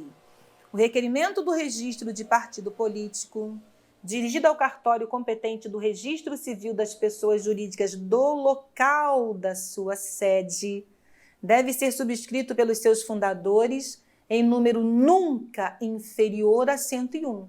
Então, pelo menos 101 fundadores subscrevendo, assinando esse requerimento. Fundadores com domicílio eleitoral em pelo menos 1/3 dos estados. Esse requerimento precisa ser acompanhado de cópia autêntica da ata da reunião de fundação do partido, exemplares do diário oficial que publicou em seu inteiro teor o programa e o estatuto, relação de todos os fundadores com o nome completo, naturalidade, número do título eleitoral com a zona, seção, município e estado, profissão e endereço da residência. O requerimento indicará o nome e a função dos diretores provisórios e o endereço da sede do partido no território nacional. Satisfeitas as exigências do requerimento, o oficial de registro civil efetua o registro no livro correspondente, expedindo certidão de inteiro teor. Essa certidão de inteiro teor, o que é uma certidão de inteiro teor? É uma certidão completa com o teor de todo o registro que foi feito. Então, eu tenho que ter uma certidão com tudo o que faz parte daquele registro. Essa certidão de inteiro teor é importantíssima porque ela vai instruir o requerimento de registro do estatuto junto ao TSE. Atenção, hein? Nesse momento aqui, eu não estou registrando o estatuto no TSE, não. Nesse momento aqui, eu estou levando o estatuto e o programa do partido político para haver o registro no Registro Civil de Pessoas Jurídicas, a fim de que ele adquira personalidade jurídica, certo? Pessoa jurídica de direito privado. Então, atendidas todas essas exigências, o oficial do RCPJ do local da sede do partido faz o registro no livro correspondente, no livro de registros daquele registro civil e expede uma certidão de inteiro teor. Então, vamos lá, hein? recapitulando esses passos para que esse partido surja com possibilidade de participação do processo ou participação no processo eleitoral. Então, primeiro, requerimento de registro no CNPJ, ou desculpe, no RCPJ da sede. Requerimento de registro junto ao RCPJ da sede. Registro e certidão de inteiro teor. Então, cumpridas as exigências, registro e certidão de inteiro teor. Adquiriu personalidade jurídica. Oba! Primeiro passo, hein? Personalidade jurídica adquirida, e tome cuidado, as bancas adoram inverter esse processo, as bancas ficam perguntando para você reiteradamente se primeiro é personalidade jurídica ou se primeiro é registro do estatuto no TSE. Primeiro é personalidade jurídica.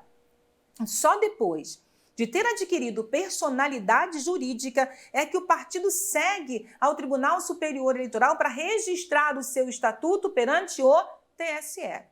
Entendeu? Então, primeiro, adquirida personalidade jurídica, o partido precisa seguir em busca de apoiamento mínimo. E só depois de atingir esse apoiamento mínimo, comprovado o caráter nacional, ele segue para o registro junto ao TSE.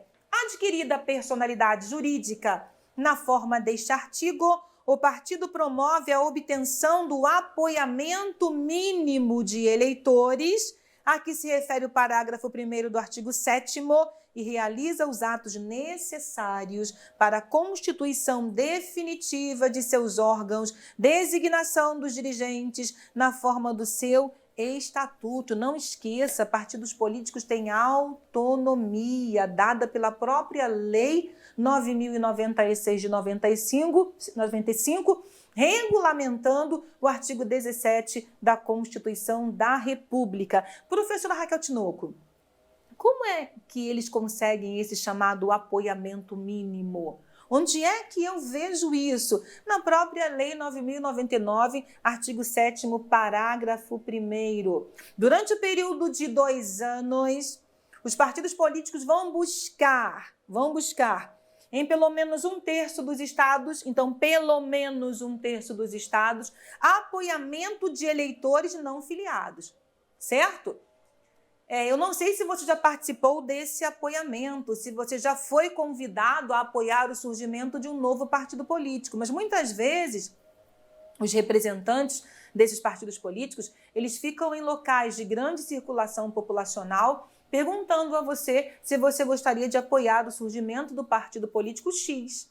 E aí, o que é que você tem que dizer ali? Você votou na última eleição para a Câmara de Deputados? Ah, eu votei. Você é afiliado a um partido político? Não, eu não sou. Então, você gostaria de colocar aqui o número do seu título de eleitor para que eu possa ter a possibilidade de alcançar o mínimo previsto, a cláusula de barreira prevista para o surgimento desse novo partido? Você vai gostar da nossa ideologia. Aí explica toda a ideologia para você. E aí, se você concorda, você faz ali a sua subscrição, você apoia. E às vezes esse apoiamento mínimo hoje tem sido feito até mesmo de forma virtual. Então, para que o partido político tenha e comprove caráter nacional, ele vai precisar de apoiamento mínimo em relação aos eleitores que votaram na última eleição para deputado federal, certo? Em pelo menos 1/3 dos estados. Vamos ver como é que isso funciona? Vamos lá. Só é admitido o registro do estatuto de partido político que tenha caráter nacional. Viu só? Então, adquirir personalidade jurídica não quer dizer que ele terá caráter nacional, hein?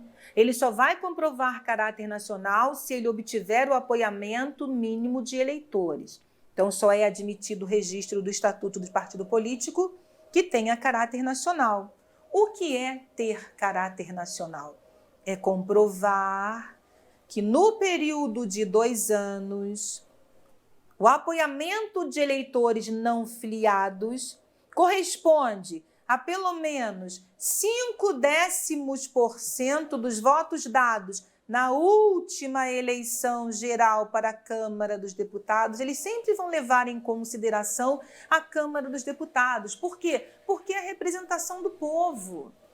É a representação do povo em âmbito nacional. Eu tenho representantes ali de todos os estados e do Distrito Federal. Então, é a representação popular, é a casa do povo naquela representação para deputado federal. Então, eles vão levar em consideração a votação para a Câmara de Deputados. E como é que eu vejo essa eleição? Eu vou levar em consideração a última eleição para a Câmara de Deputados, ou seja, 2022 foi a última eleição geral. Então, eles vão perguntar, você votou para deputado federal? Sim, eu votei, então vamos embora, você pode me apoiar. Então, de novo, hein? Só é admitido o registro do Estatuto de Partido Político que tenha caráter nacional, considerado como tal, aquele que comprove no período de 2 anos o apoiamento de eleitores não filiados a partido político, correspondente a pelo menos meio, ou seja, 0,5% dos votos dados na última eleição geral para a Câmara dos Deputados, não computados os brancos e os nulos, ou seja, votos válidos, distribuídos por 1/3 ou mais dos estados, com pelo menos 0,1% do eleitorado que haja votado em cada um desses estados. Essa é a cláusula de apoiamento mínimo, certo? Volto para cá, ó, tá vendo? Eu trouxe aqui a representação. No período de 2 anos, 0,5% dos votos válidos, ou seja, desprezo votos brancos e votos nulos, dados por eleitores não filiados na última eleição para a Câmara dos Deputados, votos esses distribuídos em pelo menos 1/3 dos estados ou mais, desde que em cada um deles eu tenha pelo menos 1/10 de votos. Tá aqui, ó. Pelo menos 0,1% de votos.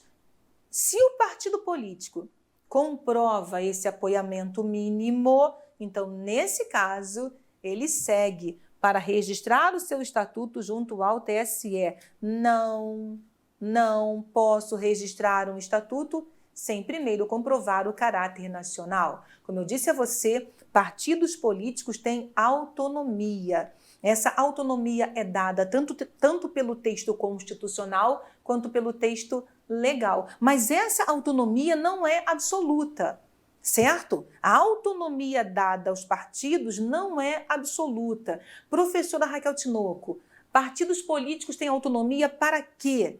Para definir a sua estrutura interna, para definir a sua organização, para definir a sua forma de funcionamento e para definir o prazo de duração do mandato dos seus membros de órgãos partidários, permanentes ou provisórios. Por quê? Porque a gente viu que depois que o partido político adquire personalidade jurídica, esse partido político, então, vai buscar o apoiamento mínimo. Atingido o apoiamento mínimo, ele começa a designar, a estabelecer os seus órgãos e a designar os seus dirigentes e o mandato desses membros. Então, veja, é a autonomia dada no âmbito constitucional e legal para esse partido político.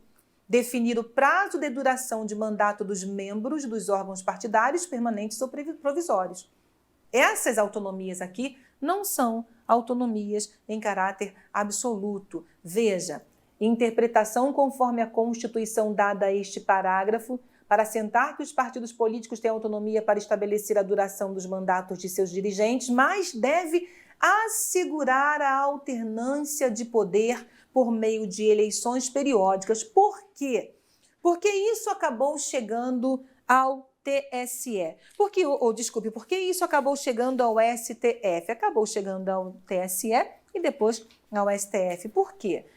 Porque a Lei 9096 de 95, você pode perceber que ela fala, deixa eu voltar aqui, que a lei fala que eles têm autonomia para definir o prazo de duração dos mandatos dos seus dirigentes dos órgãos partidários permanentes ou provisórios. Então, quando você lê esse dispositivo da Lei 90.96 de 95, você tem a impressão de que esse prazo do mandato é indefinido, não tem ali um período. Qual é o mandato desses membros? Por quanto tempo esses membros vão ficar ali exercendo esses respectivos mandatos? É como se os partidos políticos pudessem estabelecer mandatos com prazo indefinido. Então isso acabou chegando ao STF, mas espera aí. Eles podem ter dirigentes de órgãos partidários com prazo indefinido? E a Lei 90.96 de 95, em alteração recente, ela trouxe um prazo de duração para os órgãos partidários provisórios, até 8 anos. Então, eu vou colocar para você na tela para que você acompanhe, para que a gente chegue a essa... Por que é que isso chegou ao STF? Veja, o prazo de vigência dos órgãos provisórios dos partidos políticos,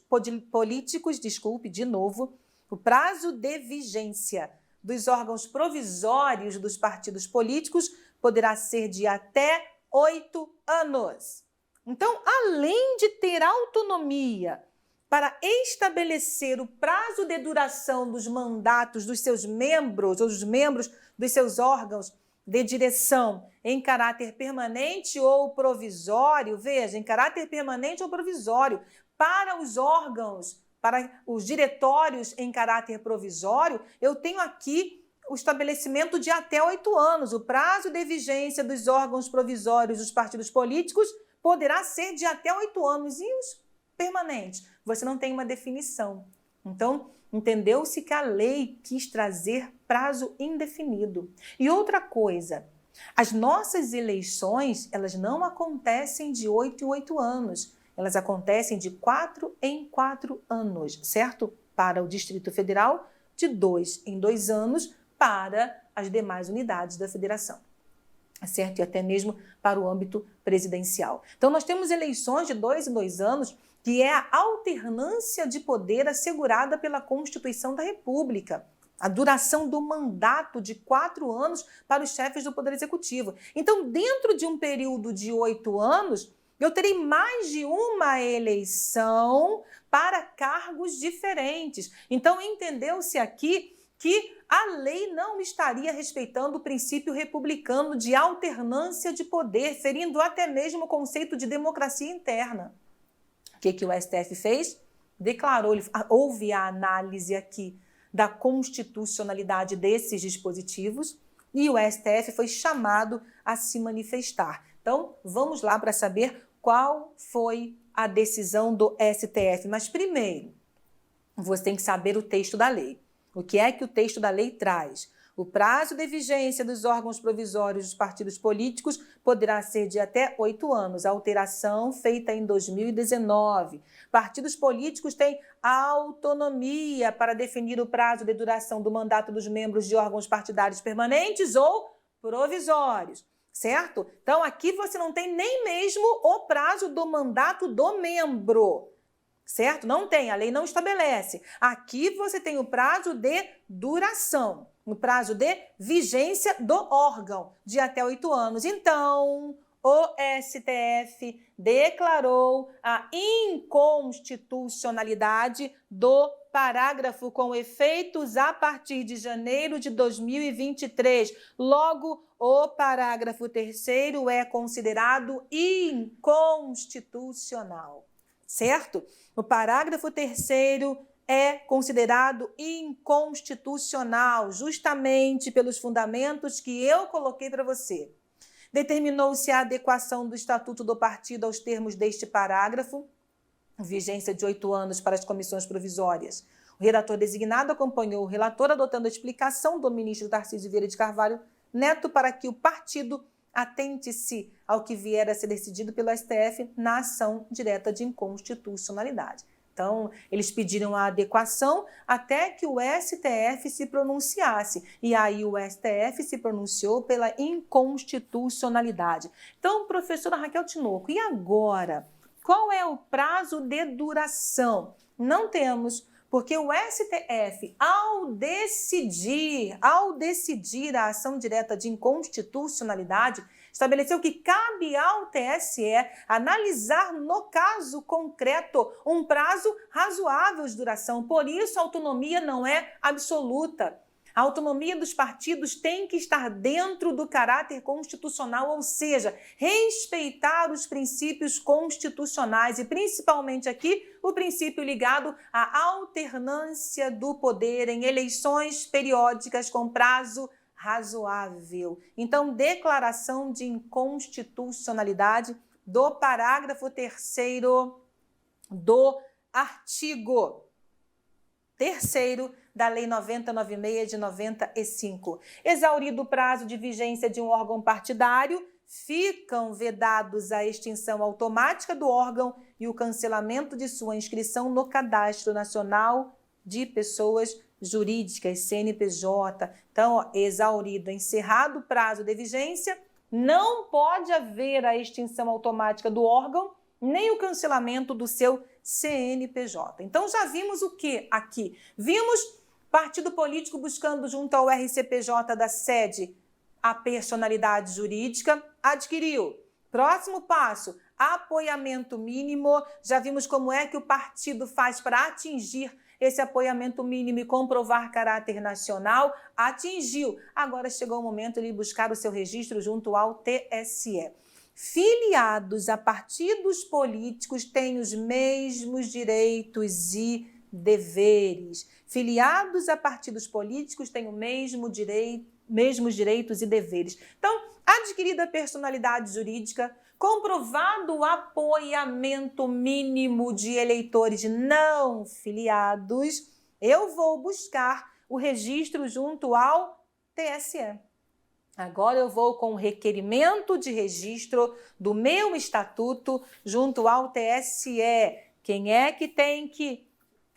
isso é feito por quem? Quem é que leva esse requerimento junto ao Tribunal Superior Eleitoral? Então, feita a constituição e a designação dos órgãos de direção, os dirigentes nacionais do partido político vão promover o requerimento de registro de estatuto junto ao TSE. E esse requerimento deve ser acompanhado do inteiro teor do programa e do estatuto, daquela certidão de inteiro teor do registro civil e das certidões dos cartórios eleitorais. Vamos conferir?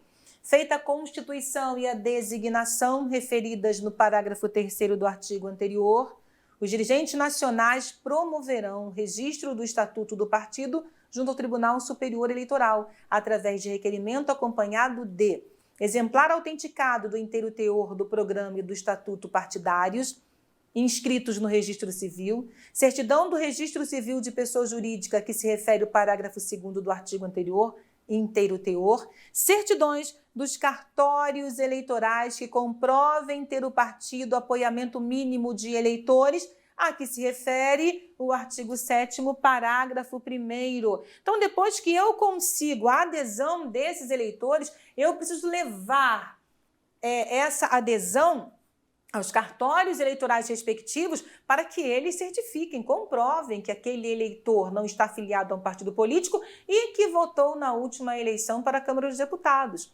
Porque isso é requisito para o apoiamento mínimo. Por isso que você tem aqui certidões dos cartórios eleitorais que comprovem que o partido obteve o apoiamento mínimo para que ele adquira o seu caráter nacional. A prova de apoiamento mínimo de eleitores é feita por meio de suas assinaturas, com menção ao número do respectivo título eleitoral. Viu só como eu falei? Então você fala, eu apoio sim. Você menciona o seu título de eleitor, você coloca ali a sua assinatura em listas organizadas para cada zona eleitoral, sendo a veracidade das respectivas assinaturas e o número dos títulos atestados pelo escrivão eleitoral. Então, por isso, certidão dos cartórios eleitorais. O escrivão eleitoral dá imediato recibo de cada lista que lhe for apresentada. Então, os cartórios eleitorais são responsáveis pela comprovação do apoiamento mínimo.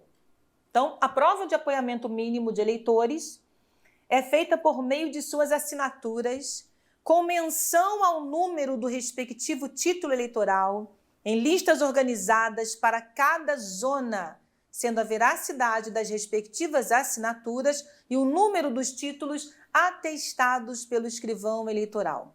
O escrivão eleitoral dará imediato recibo de cada lista que lhe for apresentada e, no prazo de 15 dias, lavra o seu atestado, devolvendo o quê? A lista de eleitores que subscreveram aquele interessado.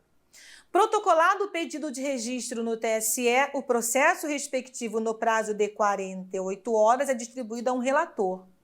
Estamos diante de um colegiado. O Tribunal Superior Eleitoral é um colegiado. O que isso quer dizer? Ele tem mais de um membro. E todas as vezes que você tem um colegiado, você tem um dos membros como relator. E o relator, ele é fixado através da distribuição. Então, a distribuição vincula o relator. Um dos membros do TSE, um dos 7 membros do TSE, dependendo da matéria, serão sorteados, não é? Fixados como relatores. E aí a distribuição vincula aquele relator que preside a instrução daquele processo, procedimento, recurso até a data do julgamento. Então vejamos, qual é o procedimento dessa comprovação de apoiamento mínimo. O escrivão recebe a lista, lavra um atestado em 15 dias, devolve a lista ao interessado, protocolado o pedido de registro no TSE. Por quê? Porque ele vai precisar desse atestado de comprovação para instruir, lembra? Certidão dos cartórios eleitorais para instruir o pedido de registro no TSE. Aí, protocolado o pedido de registro, em 48 horas, esse pedido é distribuído a um relator, um membro do TSE. Procuradoria-Geral, representante do Ministério Público que atua perante o TSE, se manifesta em 10 dias. Encerrado o prazo de manifestação do MP, o relator determina em 10 dias diligências para sanar eventuais falhas do processo. Se não tiver diligências a determinar ou após o atendimento, o TSE registra o estatuto no prazo de 30 dias. E aí, com o registro do estatuto no TSE, partido político alcança o direito a verbas do fundo partidário, horário gratuito no rádio e na TV, participação do processo eleitoral, ter a exclusividade do seu nome, símbolos, certo? Nenhum outro partido pode utilizar. E isso só é alcançado com o registro do estatuto perante o TSE. E a competência é do TSE, porque estamos falando de entidades, não é? Estamos falando de organizações, de associações com caráter nacional. Então, quem é que tem jurisdição nacional nos órgãos da Justiça Eleitoral? Tribunal Superior Eleitoral. Então, cabe a ele o registro e, se for o caso, a cassação do registro de candidatura. Então, até aqui, nós conversamos sobre a criação e o registro dos partidos políticos na aquisição da personalidade jurídica e também do seu estatuto perante o TSE. Uma novidade para o próximo concurso público, uma novidade que foi aplicada às eleições de 2022, são as chamadas federações partidárias. Porque dentro dos dispositivos da lei 9096 de 95, você tem a criação e o registro, e logo depois você tem dispositivos que foram incluídos, trazendo a constituição das chamadas federações partidárias. O que é uma federação partidária? É uma reunião de 2 ou mais partidos políticos, reunião essa que pode ser celebrada inclusive para disputar uma eleição proporcional. Por quê? Porque houve a vedação por emenda constitucional para que coligações fossem feitas em eleições proporcionais. Não posso mais ter coligações em eleições proporcionais. Hoje, coligações só podem ser feitas em eleições majoritárias, e isso veio do texto constitucional. A partir do texto constitucional, a Lei 9504 foi alterada, adequando-se à nova vedação. Então, eleições proporcionais ficaram proibidas de constituir alianças para determinado pleito. Isso é coligação, tem caráter temporário. A partir daí, então, começaram a articular uma outra composição para que essas alianças fossem formadas também para a eleição proporcional. E aí surgiu a federação partidária. E essa federação partidária corresponde a alianças que disputam tanto pleitos majoritários quanto pleitos proporcionais. Nós não tivemos concursos da Justiça Eleitoral após a criação das federações. Então, nós apostamos que esse é um dispositivo que, com certeza, estará na sua prova. Então, vamos conhecer o que é uma federação partidária e quais são as suas características. Federações partidárias, artigo 11A. Federações partidárias, artigo 11A. 2 ou mais partidos políticos poderão reunir-se em federação, a qual, após sua constituição e respectivo registro perante o TSE, atuará como se fosse uma única agremiação partidária, como se fosse um único partido político. Entendeu? Então, veja bem, aqui você já começa com as diferenças em relação às coligações. Aqui você já começa com a diferença em relação às coligações. Coligações têm caráter temporário. Eu não preciso registrar uma coligação junto ao TSE. Eu vou registrar as coligações junto aos órgãos da Justiça Eleitoral em relação ao pleito, à eleição que está sendo realizada. Então, junto aos órgãos, por exemplo, as coligações serão feitas, se for para uma circunscrição nacional, eu vou registrar essa coligação perante o TSE. Uma coligação em âmbito regional, TRE, coligação municipal, juiz eleitoral. Já a federação, ela tem que ser registrada perante o TSE porque ela funciona como se fosse um só partido político. E vários requisitos, várias características foram trazidos aqui pela Lei 9096. Então, vamos lá, hein? Atuará como se fosse uma única agremiação partidária, registro perante o TSE e aplicam-se à federação de partidos todas as normas que regem o funcionamento parlamentar e a fidelidade partidária, as regras de funcionamento parlamentar e as regras de fidelidade partidária. O que é funcionamento parlamentar? Funcionamento parlamentar que é citado no texto constitucional é o direito que partidos políticos têm, dependendo da sua representatividade, de estabelecer bancadas. Eles têm bancadas dentro das casas legislativas. Essas bancadas têm líderes de bancadas, então eles podem se pronunciar, eles podem apresentar projetos legislativos dentro dessas casas. Isso é ter funcionamento parlamentar. Então, regras de funcionamento parlamentar e de fidelidade partidária são aplicáveis também às federações. Assegura-se a preservação da identidade e da autonomia dos partidos integrantes da federação. Então, federação é reunião de partidos políticos para disputarem eleições, mas essas federações, elas têm caráter mais permanente. Por quê? Porque esses partidos reunidos, filiados à federação, devem permanecer assim, no mínimo por 4 anos. No mínimo por 4 anos. Então, vamos lá, hein? Regras para a criação de uma federação. Os partidos reunidos precisam ter registro definitivo no TSE. Partidos com registro definitivo. Não posso participar de uma federação se o meu registro é o quê? Se o meu registro é temporário, provisório. Então, para participar de uma federação, eu preciso ter registro definitivo. Os partidos reunidos devem permanecer filiados por pelo menos 4 anos. As federações têm que estar constituídas até a data final do período das convenções. Opa!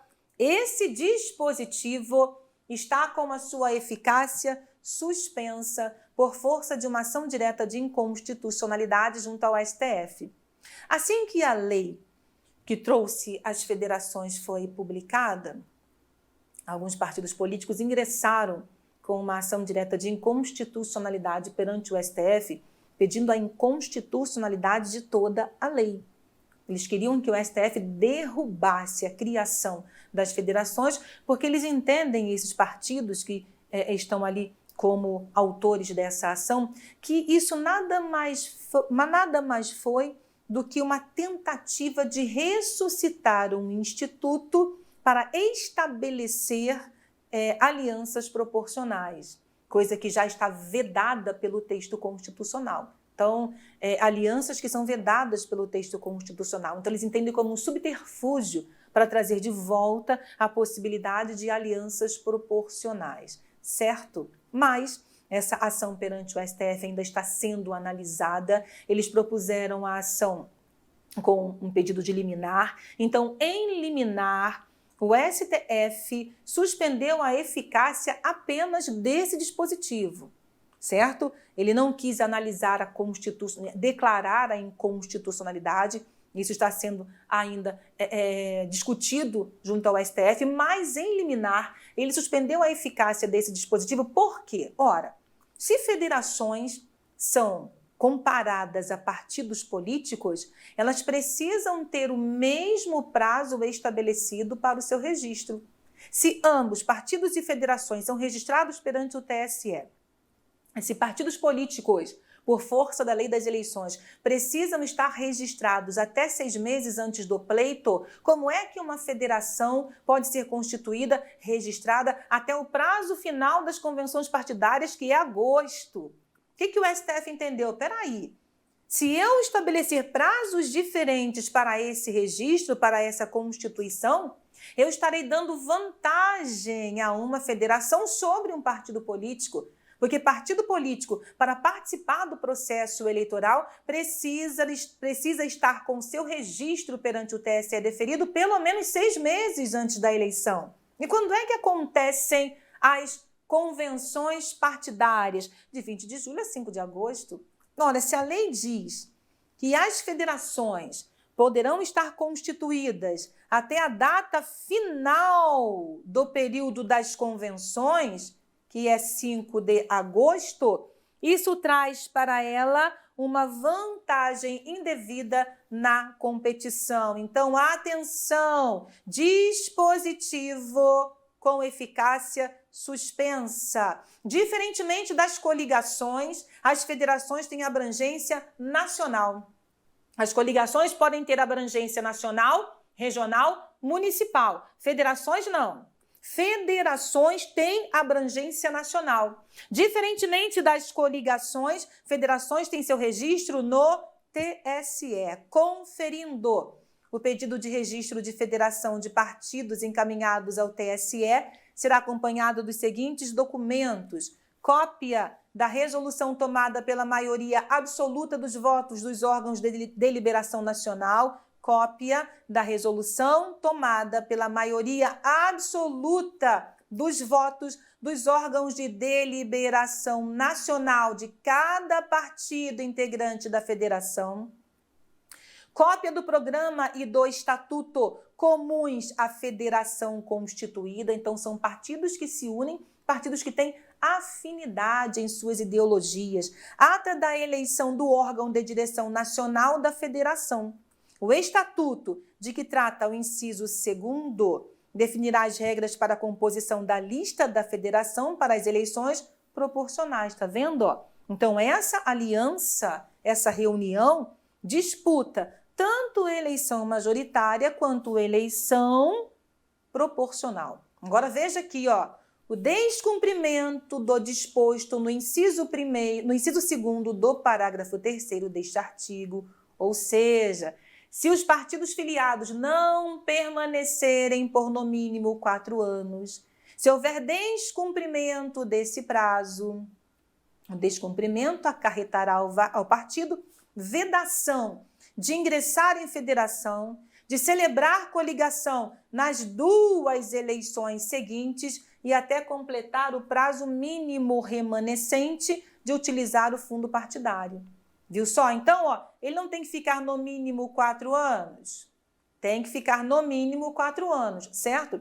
Se ele se desfilia, se ele sai da federação sem completar esse período de 4 anos, que é o mínimo, vamos imaginar que ele ficou 3 anos, certo? Falta o quê? 1 ano para completar o prazo mínimo legal. Então, nesse caso, ele fica proibido de ingressar em federação, de celebrar coligação nas 2 eleições seguintes, até completar o prazo mínimo remanescente de utilizar o fundo partidário. Então, por exemplo, 1 ano. Esse é o prazo mínimo remanescente. Então, nesse caso, ele ficaria 1 ano proibido de utilizar o fundo partidário. Então, o descumprimento do disposto no inciso 2º do parágrafo 3º, prazo mínimo de 4 anos, acarretará ao partido vedação de ingressar em federação, de celebrar coligação nas 2 eleições seguintes e até completar o prazo mínimo remanescente de utilizar o fundo partidário. Na hipótese de desligamento de 1 ou mais partidos, a federação continuará em funcionamento até a eleição seguinte, desde que nela permaneçam 2 ou mais partidos federados. Aplicam-se à federação de partidos todas as normas que regem as atividades dos partidos políticos no que diz respeito às eleições, inclusive no que se refere à escolha e registro de candidatos para as eleições majoritárias e proporcionais, arrecadação e aplicação de recursos em campanhas eleitorais, propaganda eleitoral, contagem de votos, obtenção de cadeiras, prestação de contas e convocação de suplentes. Atenção! Perde o mandato o detentor de cargo eletivo que se desfiliar sem justa causa de partido que integra a federação. Lógico, porque nós estamos trabalhando com as mesmas regras relacionadas à fidelidade partidária. Ora, a federação não se comporta como uma só agremiação, como se ela fosse um só partido político? Então é lógico que ela precisa respeitar esses prazos relacionados a toda a composição, a toda a Constituição, além das regras relacionadas ao funcionamento parlamentar e também a fidelidade partidária. Então, você não pode confundir em prova coligação com federação. Tá? Coligação, caráter temporário. Federação, caráter mais permanente de no mínimo 4 anos. Coligação pode ser nacional, regional, municipal. Federação tem que ter abrangência nacional. Coligação registra a sua ata de composição, a sua ata junto aos órgãos da Justiça Eleitoral. Federação registra o seu estatuto perante o TSE. Mas ambas, tanto coligação quanto federação, devem se comportar perante a Justiça Eleitoral como um só partido político. A coligação é dissolvida logo após realizada a eleição. Ela foi constituída para um determinado pleito. Já a federação, pelo próprio prazo mínimo de constituição, vai acabar se relacionando com mais de um pleito, mais de uma eleição, dependendo da periodicidade. A coligação não, ela é composta para disputar aquela eleição. Ela pode ser formada só para presidente da República, só para governador, só para prefeito, certo? E ela vai ser formada, as alianças são formadas para aquele pleito. Acabou o pleito, ela é dissolvida. Enquanto ela estiver ali participando do processo eleitoral, ela se comporta como um só partido político. Já a federação, veja bem, se o prazo mínimo dela é de 4 anos, se as eleições tiverem a periodicidade de 2 em 2 anos, se for uma eleição, por exemplo, estadual, que acontece de 2 em 2 anos, essa federação vai acabar sendo constituída para disputar mais de um pleito. Entendeu? Então são diferenças importantes. As coligações são regulamentadas pela Lei das Eleições, Lei 9504 de 97. As federações estão regulamentadas pela Lei dos Partidos Políticos, Lei 9096 de 95, artigo 11A. Então, Não tem escapatória. Esse artigo 11A tem que ser lido de ponta a ponta para que você chegue na prova com essas novidades e possa encarar as questões da banca. Conversamos sobre criação, registro de partido político e federações partidárias. Fala, galera! E aí, gostaram da aula? Então, não deixa de comentar, porque o Alphacom quer saber a sua opinião. E detalhe, nós deixamos um material gratuito na descrição desse vídeo. É só clicar e baixar ele. Inscreva-se no canal para continuar recebendo nossas aulas grátis e estudar com quem mais aprova no Brasil. Valeu? Tamo junto!